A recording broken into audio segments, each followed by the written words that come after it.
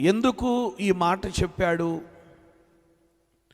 అనే విషయాన్ని గురించి మనం ఈ రాత్రి ధ్యానం చేయబోతున్నాం. అతడు చెప్తున్నాడు, నీవు నీ జాతిని నీ వంశాన్ని కనుపరచవద్దు అని ఆజ్ఞాపించాడు.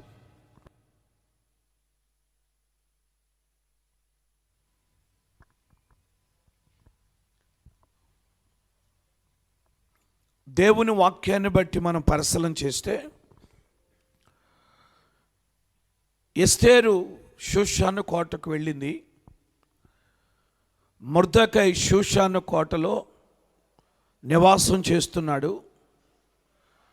అలాగే రాజ్యం యొక్క రాజు యొక్క సేవకుల్లో కూడా ఒకడుగా ఉండి రాజు గుమ్మమునద్ద ఉంటున్నాడు. ఒక ఉన్నతమైనటువంటి ఉద్యోగ బాధ్యతలు అతడు నిర్వర్తిస్తున్నాడు. అలాంటి పరిస్థితిలో ఉన్నటువంటి ఈ మొర్దెకై ఎస్తేరు యొక్క జాతిని కానీ వంశాన్ని కానీ తెలియచేయొద్దు అనేటువంటి విషయాన్ని ఇక్కడ మనం చూస్తూ ఉన్నాం. ఎందుకు తెలియచేయవద్దు అనేటువంటి విషయాన్ని గురించి చూస్తే మనం దీని గురించి ధ్యానించాలి, ఆలోచన చేయాలి. అది ఆ మాట మామూలుగా చదివి దాన్ని దాటి వెళ్ళిపోవటం కాదు, కానీ ఈ మాటలో చాలా లోతైనటువంటి విషయము దాగి ఉన్నది అన్న సంగతి మనం గ్రహించాలి. అదేమో పారసీక దేశం. అక్కడ పారసీక రాజు, అన్యుడైనటువంటి రాజు అతడు పరిపాలన చేస్తూ ఉన్నాడు. అది అన్యుల దేశం, అది అన్యుల రాజ్యం. ఈ అన్యుల రాజ్యంలో మొర్దెకై ఒక యూదుడుగా, ఎస్తేరు ఒక యూదురాలుగా ఉంది. కనుక ఆ షూషాను కోటలో రాజు యొక్క సముఖానికి వెళ్ళినటువంటి ఎస్తేరు అక్కడ తన జాతిని తన వంశాన్ని తెలియచేయకూడదు. అక్కడికి చాలామంది కన్యకలు వచ్చారు. 127 సంస్థానాల నుండి కన్యకలందరినీ సమకూర్చి తీసుకొని వచ్చారు. ఒక్కొక్కరు ఏ దేశం నుండి వచ్చారో, ఏ జాతి నుండి వచ్చారో, వారు ఏ ప్రాంతాల నుండి వచ్చారో, కానీ 127 సంస్థానాల నుండి వచ్చారు.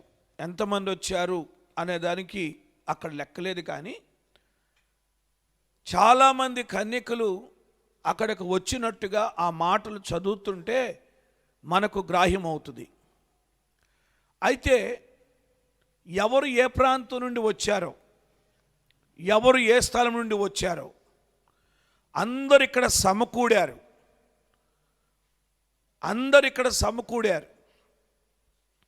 కనుక ఇప్పుడు వారి మధ్యలో ఎస్తేరు కూడా ఒకతే. ఆమె తన జాతిని తెలియచేయకూడదు, తన వంశాన్ని తెలియచేయకూడదు. ఏంటి కారణం అని మనం చూస్తే, అది రాజ్యము గనుక, అక్కడ రాజ మర్యాదలు ఉంటాయి గనుక, అక్కడ రాజ్యానికి ఒక క్రమం ఉంటుంది గనుక, తర్వాత మరి ముఖ్యంగా చెప్పాలంటే రాజ్య సభలలో జాతి వివక్ష అనేది ఖచ్చితంగా ఉంటుంది. రాజ్యసభలలో జాతి వివక్ష అనేది ఖచ్చితంగా ఉంటుంది.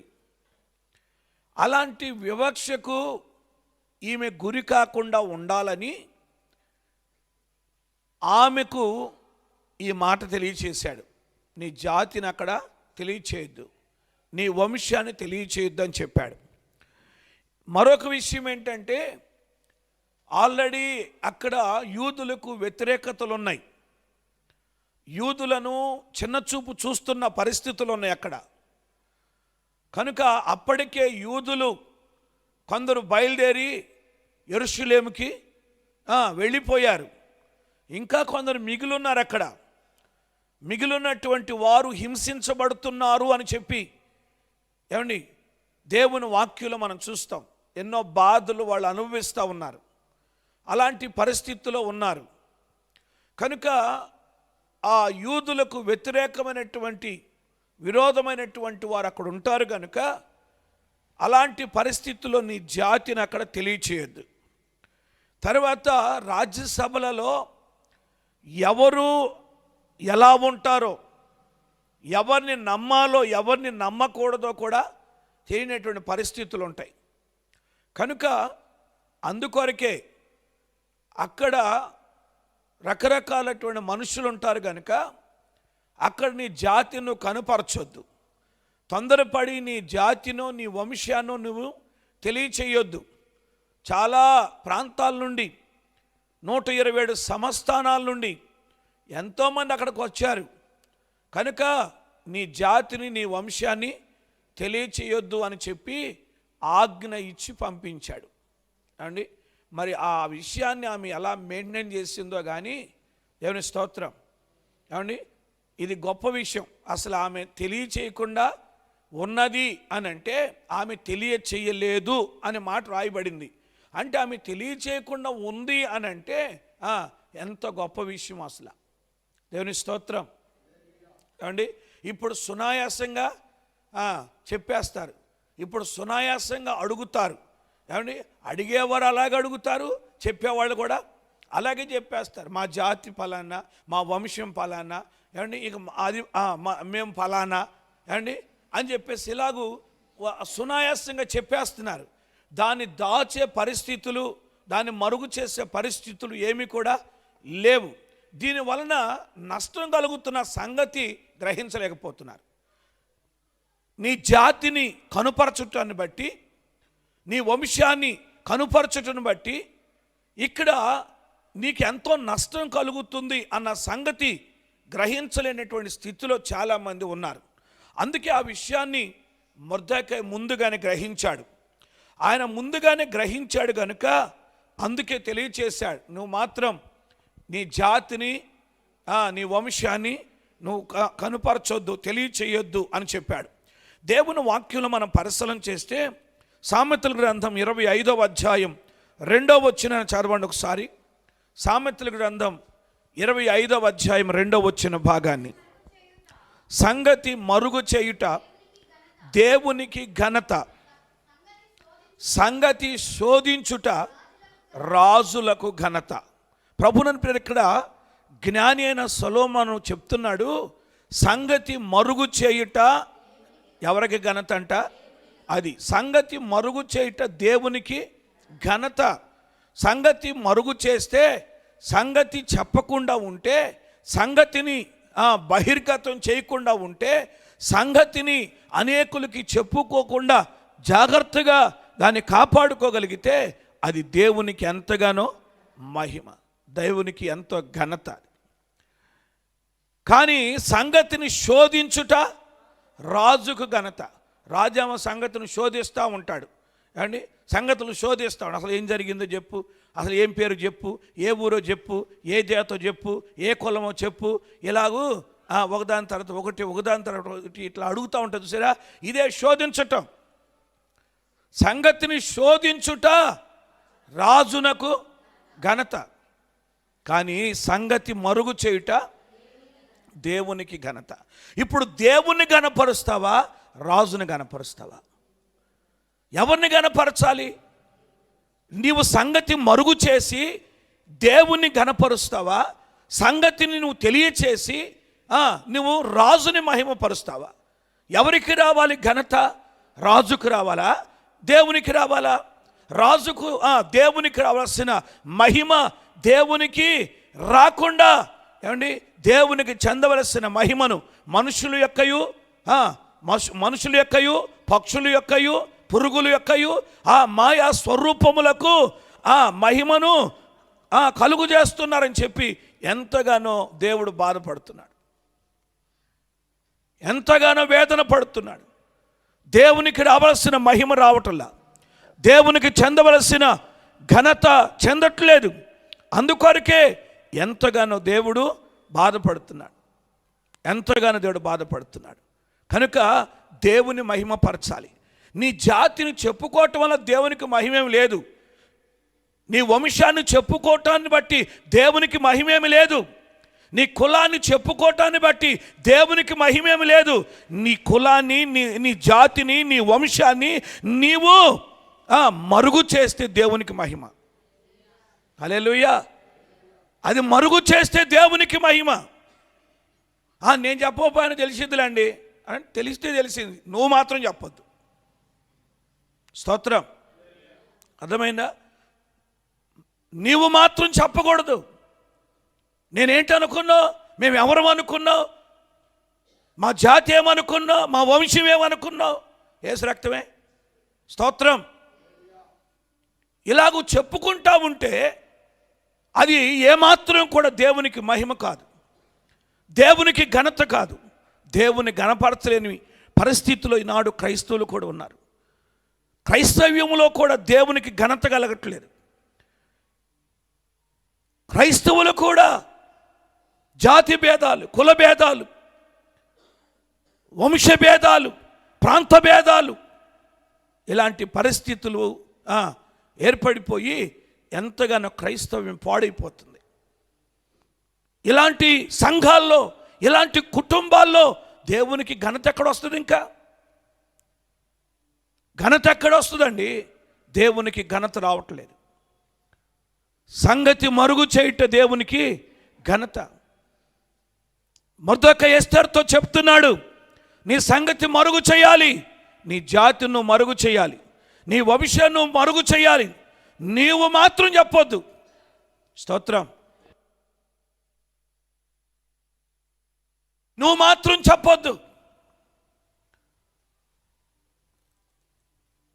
అని ఆజ్ఞ ఇచ్చాడు మొర్దెకై.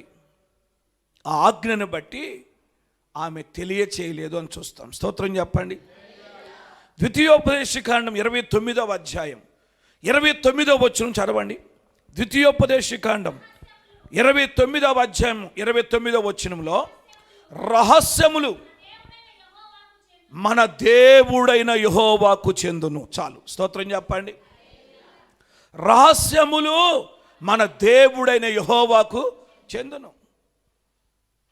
రహస్యముగా ఉండటం, రహస్యముగా ఉంచటం, నీ జాతిని రహస్యముగా ఉంచటం, నీ వంశాన్ని రహస్యముగా ఉంచటం, ఇది దేవునికి చెందింది. ఎవరికి చెందింది? దేవునికి చెందింది. నిన్ను గురించి నువ్వు చెప్పుకోవాల్సిన అవసరం లేదు, నిన్ను గురించి నువ్వు వెల్లడి చేయవలసిన అవసరం లేదు, నీ జాతిని గురించి నువ్వు చెప్పవలసిన అవసరం లేదు. అవి మరుగైపోవాలి.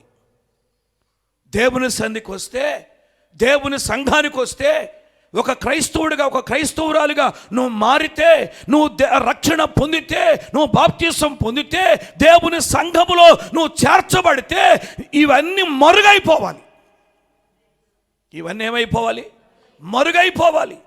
సంఘాల్లో కూడా వెల్లడి చేస్తున్నారు, సంఘాల్లో కూడా తెలియచేస్తున్నారు, సంఘాల్లో కూడా ఒకరి సంగతి ఒకరు మాట్లాడుకుంటున్నారు. జీవము కలిగిన దేవుని సంఘములో ఇవన్నీ కూడా ఏమైపోవాలి? మరుగైపోవాలి. రహస్యములు దేవుని యొక్క యెహోవాకు చెందుతాయి.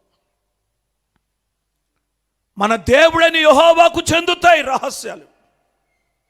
కనుక అది రహస్యముగా ఉంచాలి అని చెప్పి మొర్దెకై అందుకే చెప్పాడు, ఇది దేవునికి చెందిద్దమ్మా, దేవుడు చూసుకుంటాడు, నువ్వు మాత్రం సంగతి మరుగు చేయి. అలా మరుగు చేస్తే దేవునికి ఘనత వస్తుంది, దేవునికి మహిమ వస్తుంది. నిన్ను గురించి నువ్వు వెల్లడి చేయొద్దు, నిన్ను గురించి నువ్వు చెప్పుకోవద్దు అని ఎంతగానో ఆజ్ఞ ఇచ్చి ఎస్తేరుని పంపించాడు. ఎస్తేరు చెప్పలేదు. ఆ సంగతి అంతా కూడా మరుగు చేసినట్లుగా మనం చూస్తాం. కనుక జాగ్రత్త, నీ సంగతి నువ్వు చెప్పుకోవద్దు. నిన్ను గురించి నువ్వు గొప్పగా చెప్పాల్సిన అవసరం లేదు. నీ వంశాన్ని, నీ జాతిని, నీ కులాన్ని నువ్వు చెప్పాల్సినటువంటి అవసరం లేదు. అది రాజు దగ్గర, రాజు సముఖంలో, రాజు యొక్క సంస్థానంలో ఆధ్యాత్మికంగా పరిశీలన చేస్తే, ముఖ్యంగా దేవుని సంఘంలో ఇవేవి కూడా పనికిరావు. అలా చేయొద్దు. మరొక విషయం ఏంటంటే, మత్తయి సువార్త 10వ అధ్యాయం 16వ వచనం చదవండి. మత్తయి సువార్త 10వ అధ్యాయం 16వ వచనంలో, ఇదిగో తోడేళ్ల మధ్యకు గొర్రెలను పంపినట్టు నేను మిమ్మును పంపుచున్నాను గనుక పాముల వలె వివేకము కలిగి ఉండండి, పావురం వలె నిష్కపటులై ఉండండి అని అంటాడు. దేవుని స్తోత్రం చెప్పండి. హల్లెలూయా. నేను మిమ్మును తోడేళ్ల మధ్యకు పంపిస్తున్నా. రాజ్యం అంటే, రాజ్యసభ అంటే, ఆ రాజ్యం యొక్క అంతఃపురం అంటే, లేక రాజు కోట అంటే అక్కడ తోడేళ్ళు ఉంటాయి. జాతి వివక్ష కనుపరిచేవారు ఉంటారు, కుల వివక్షను చేసేవారు ఉంటారు. కనుక తోడేళ్ళు ఉంటాయి. ఆ తోడేళ్ళ మధ్యకు నేను నిన్ను పంపిస్తున్నా. కనుక నీవు ఎలా ఉండాలి? పాముల వలె వివేకము కలిగి ఉండాలి, పావురం వలె నిష్కపటముగా ఉండాలి అని ప్రభు తెలియచేసినట్టుగా దేవుని యొక్క వాక్యాన్ని బట్టి అలాంటి స్థితిలో ఉండాలి. అక్కడ తోడేళ్ళు ఉంటాయి. వ్యతిరేకించేవారు ఉన్నారు, యూదులంటే గిట్టని వారు ఉన్నారు, యూదులంటే నచ్చని వారు ఉన్నారు, యూదులంటే ఇష్టము లేని వారు ఉన్నారు. అక్కడ తోడేళ్ళు ఉన్నాయి. అక్కడ నువ్వు ఎలా ఉండాలి? వివేకం కలిగి ఉండాలి. నీకు వివేకం ఉండాలి, నీకు జ్ఞానం ఉండాలి. ఇక్కడ నా జాతిని నేను కనుపరచకూడదు, ఇక్కడ నా వంశాన్ని నేను కనుపరచకూడదు అనే వివేకం ఉండాలి. ఒకటి, సంగతిని మరుగు చేస్తే దేవునికి ఘనత వస్తుంది. రెండోది ఏంటంటే, ఆ సంగతిని మరుగు చేయటం అనేది వివేకం. నువ్వు తోడేళ్ళ మధ్య ఉన్నావు. ఎవరు ఎలా ఉంటారో సభలో తెలియదు, రాజ్యములో, సంఘములో, సంస్థానములో ఎవరు ఎలా ఉంటారో తెలియదు, ఎవరిని నమ్మాలో ఎవరిని నమ్మకూడదో తెలియదు. అలాంటి పరిస్థితుల్లో ఉంటాము కనుక అక్కడ వివేకం ఎంతైనా అవసరం. నీ జాతిని చెప్పుకుంటే అది పెద్ద వివేకం అనుకోవద్దు, నీ కులాన్ని చెప్పుకుంటే అది పెద్ద వివేకం అనుకోవద్దు, అది జ్ఞానం అనుకోవద్దు. దానివల్ల ఎన్ని ఇబ్బందులు వస్తాయో, ఎన్ని ప్రతికూల పరిస్థితులు వస్తాయో. నేను చెప్పకపోయినా ఎవరు తెలుస్తుందిలేండి, ఎవరి ద్వారా తెలిసిన నువ్వు మాత్రం ఏం చేయాలి? అంటే కొంతమంది అట్లా చెప్పుకోవటం కాదు కానీ అసలు మాటల్లోనే వాళ్ళ జాతిని వ్యక్తపరుస్తారు, వాళ్ళ ప్రవర్తనలోనే, వాళ్ళ పలకరింపులోనే కొందరు జాతిని వ్యక్తపరుస్తారు. అలాంటి పరిస్థితులు జీవము కలిగిన దేవుని సంఘంలో ఉండొద్దు. అది రాజుకి ఇష్టము లేదు. అక్కడ వాటన్నిటిని వెల్లడి చేయకూడదు. యేసుక్రీస్తు ప్రభు దగ్గరికి మనందరిని పిలిచాడు దేవుడు. అన్ని చెప్పండి, సమస్త జాతుల వారిని అందరిని పిలిచాడు. అందరూ ఆయన సంధికి వచ్చారు. ఇక్కడికి వచ్చి ఏమండి నా జాతి అది, ఏమండి వాళ్ళ జాతి అది అని చెప్పుకోవటానికి వీలు లేదు. విభేదాలు వచ్చేస్తాయి, విరోధాలు వచ్చేస్తాయి. అదేనా నోవాహు ఓడలోనికి ఏమండి జతలుగా అన్ని జాతుల్ని వాళ్ళలోకి పంపించాడు దేవుడు. అవునా కదా? ఏమండి జంతువుల్లోనూ, పక్షుల్లోనూ, జలచరాలు చెప్పండి ఏమండి అన్నిటిని, ఆకాశ పక్షులు అన్నిటినీ జాతులు జాతులుగా, జతల జతలుగా అన్ని జాతుల నుండి వచ్చాయి. ఎన్ని రోజులు ఉన్నాయి?